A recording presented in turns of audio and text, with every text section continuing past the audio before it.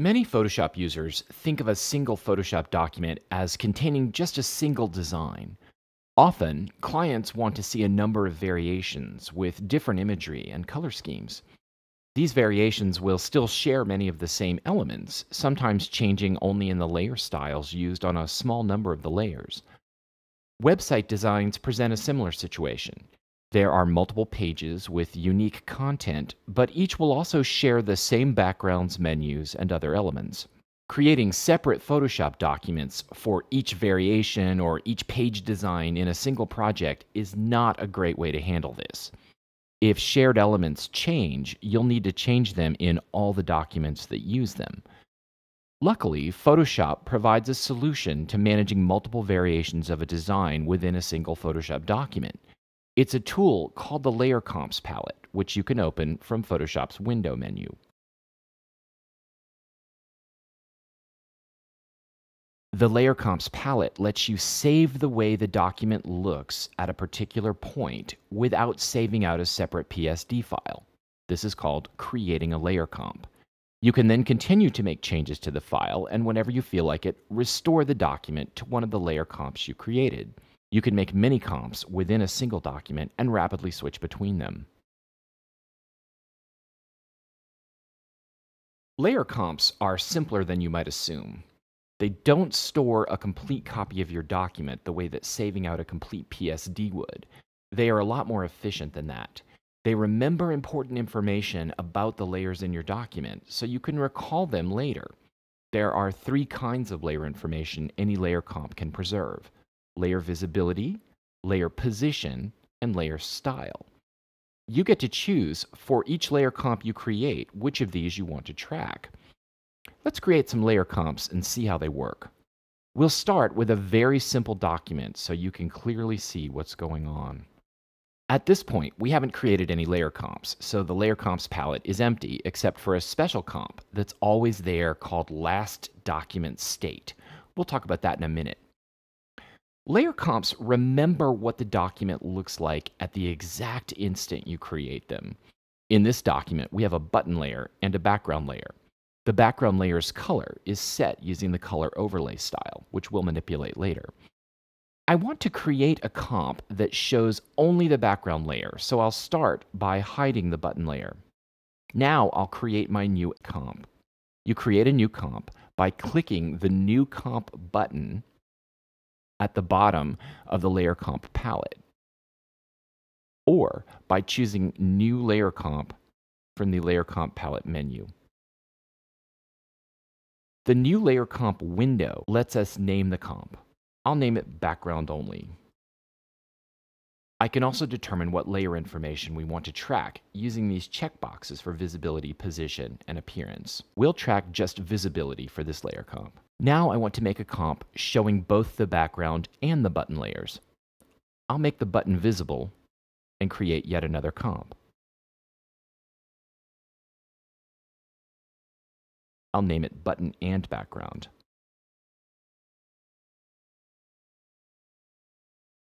Now the fun begins.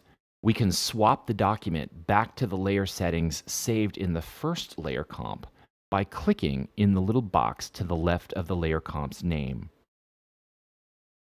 Adobe calls this applying the layer comp. Now that we know this, we can quickly swap back and forth by applying the different comps in turn. The Layer Comps palette acts a lot like the Layers palette. Notice the difference between clicking the little Apply Comp button and clicking to the right of the button.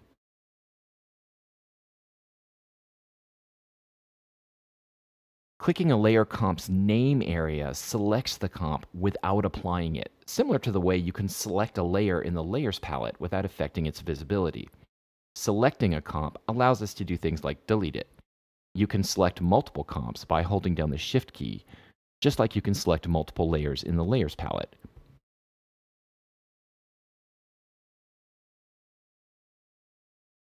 I'm going to change the layer comp with the button so that it tracks the position of the layers as well as the visibility. To change what a layer comp tracks after you create it, select the comp and choose Layer Comp Options from the Layer Comps palette menu, Or as a shortcut, you can just double click to the right of the layer comp's name. I'll change the name and add position.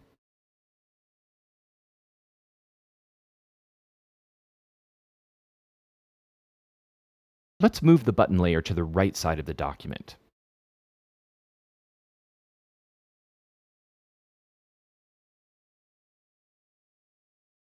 Now I'll make a new comp that tracks position, and I'll call it button right. Now, applying one after the other actually moves the button to another area of the document. Pretty cool. Finally, let's make a couple of comps that track our background layer's layer style. I'll make a new comp called dark and track only the style. Now it remembers the settings all our styled layers had when we made the comp. I want to make a lighter version of the background and save it too, so I'll change the layer style itself.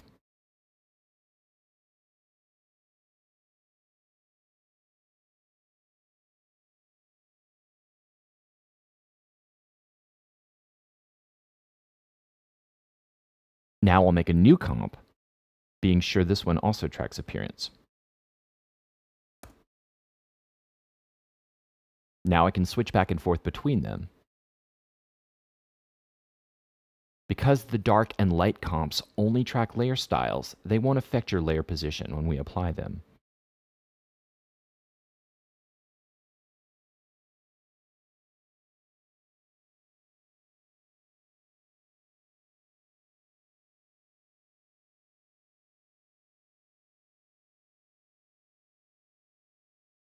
I'm going to apply the button left layer comp. Notice the little box that appears to the left of the button left name. It shows that this is now the active layer comp. However, if I turn off one of the visible layers, that little box disappears. This is because the document no longer reflects the same state as the layer comp did when it was created. I can update the comp so that it reflects the way the document looks right now. I do this by selecting the comp and choosing Update Layer Comp from the Layer Comp palette menu. Now this layer comp no longer has the home layer visible.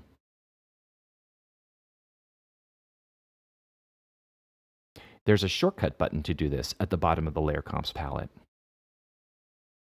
This makes it pretty easy to add or delete layers from an existing layer comp. Just apply the comp, then make the changes you need in the document and update the comp. If you need to add multiple layers to multiple comps, this can get pretty tedious. In the next video, we'll demonstrate a script that makes even that quick and easy.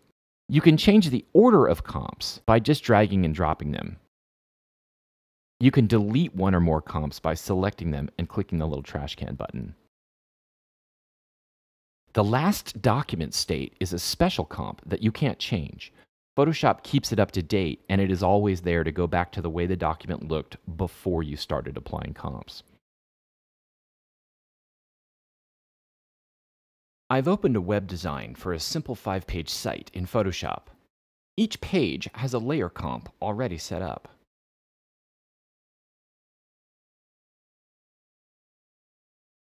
All of the layer comps share certain layers, like the background and the 3 buttons, and each layer comp has one or more unique layers with page-specific content. I also have 2 new button groups, Prices and Contact Me, that I created after I set up my page layer comps. Notice they're not visible on any of the pages. I need to add them to all 5 of my page layer comps because they're part of my global site menu. Manually doing this would be tedious. Luckily, if you have installed SiteGrinder or the free Media Lab script pack, you have a very fast and simple way of achieving this. Our script allows you to add any layers or layer groups that you like to any of your existing layer comps. Step 1 is to select the layers you want to add in the Layers palette. Step 2 is to select the layer comps you want to add them to. In this case, I'll select all of them. Step 3 is to open Photoshop's Scripts menu under the File menu and choose Add Selected Layers to Selected Comps. The job is done immediately.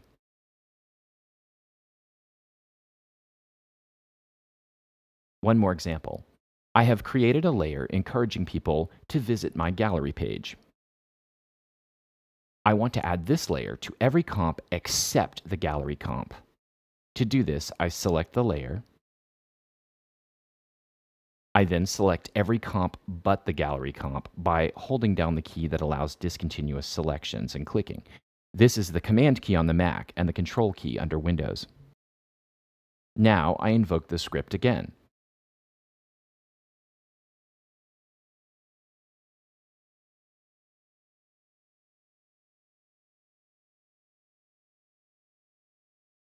Easy. That's all there is to it. Have fun with your comps.